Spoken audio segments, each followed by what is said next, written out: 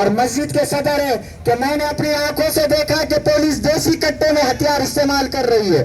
جیسے مٹو صاحب نے کہا کہ کوئی ثبوت موجود نہ رہے، لیکن یاد رکھو تم 1 جان 2 جان 100 جان لے سکتے ہو، لیکن مسجد اللہ کا گھر ہے. جس طرح اللہ نے ابابیل کے ذریعے خانہ کعبہ کی حفاظت کی تھی، ہندوستانی مسلمان اپنے مساجد کی حفاظت کے لیے اللہ کے ابابیل نہیں بلکہ اللہ کے شاہین بن کر میدان میں آئیں گے انشاءاللہ. اب صاف طور سے کہنا چاہتا ہوں، اب اگر مسجد کی اینٹ کو دھکا لگا، یاد رکھو پھر وہ مسلمانوں کی جان کو دھکا رہیں گا انشاءاللہ.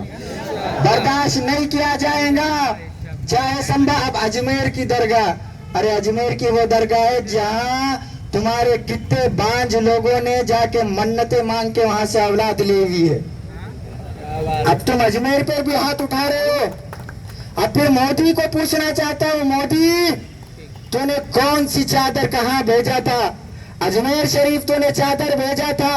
اب اگر وہ غلط ہے یا یہ غلط ہے، اس کا مطلب یہ ہے کہ RSS والوں کو مودی کا بھی علاج کرنا چاہیے، کیونکہ مودی بھی تو ان کو سنت مان کر اور درگاہ مان کر وہاں چادر بھیج رہا تھا. اس لیے یہ بلا وجہ ڈیوائڈ اینڈ رول والا انہوں نے قانون اپنایا ہے کہ پھوٹ ڈالو اور راج کرو. اور جیسے مفتی عظیم صاحب نے کہا تھا کہ مولانا نعمانی صاحب زیدہ مجدہ کی ایک بات کو لے کر انہوں نے بوال مچایا، اور وہ گڈا وہ یہ کہہ رہا ہے کہ مولانا سجاد نعمانی صاحب کو جو ہے ہم 23 نومبر کے بعد دیکھیں گے. 23 نومبر بھی چلا گیا اور پورا سال چلا جائے گا. اگر چھٹی کا دودھ پیا ہے وہ نتیش رانے نیپال نے، جو ہندوستان کا نہیں نیپال کا ہے، اگر اس نے ماں کا دودھ پیا ہے تو 1 to 1 مولانا سجاد نعمانی صاحب کے سامنے آ کر دکھائے. اور فتویٰ نہیں، اگر فتویٰ دے دیا جاتا نا تو 1749 میں حضرت شاہ عبدالعزیز محدث دہلوی رحمۃ اللہ علیہ نے فتویٰ دیا تھا انگریز حکومت کے خلاف کہ انگریز کے خلاف اب جہاد فرض ہو چکا ہے. یہ فتوے کی نتیجے میں جو ہے دیش آزاد ہوا تھا. آپ مجبور مت کیجئے کہ 1749 کی تاریخ دہرائی جائے اور پھر ایک فتویٰ دیا جائے. ہم نہیں چاہتے، ہم نے تو یہ اپیل کی تھی. بہرحال اجمیر کی درگاہ حضرت خواجہ معین الدین چشتی اجمیری رحمت اللہ علیہ جو خاندان حسینی سے وابستہ ہے، اور الحمدللہ اسی خاندان سے میں بھی وابستہ ہوں، اعلان کرتا ہوں کہ انشاءاللہ اور یقین سے کہہ رہا ہوں کہ سلطان الہند کا وہ دربار وہی سجا رہے گا.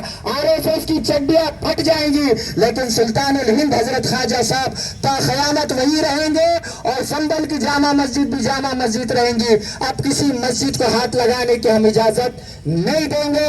اس کے لیے میں آپ سے پوچھنا چاہتا ہوں کہ آپ ٹیپو کی طرح میدان میں آنے کے لیے تیار ہیں؟ صلاح الدین کی طرح میدان میں ڈٹنے کے لیے تیار ہیں؟ نور الدین زنگی کی طرح خون دینے اور خون لینے کے لیے تیار ہیں؟ ہم میدان میں ہیں، اور انشاءاللہ قیامت کی صبح تک اس ملک کے اندر مسلمان، اسلام اور مساجد رہیں گے. جس دن اس ملک سے اسلام، مساجد اور مسلمان کو ختم کر دیا جائے گا، یاد رکھو وہ اس دنیا کا آخری دن ہوگا اور قیامت کی صبح ہوں گی اور سور پھونکا جائے گا. اللہ رب العزت ان تمام لوگوں کو، اس DPI کو، ان کے ذمہ داران کو خوش رکھے، سلامت رکھے، ان کی ہمتوں کو دوبالا کرے. اللہ رب العزت جزائے خیر دے. وآخر دعوانا الحمدللہ رب العالمین.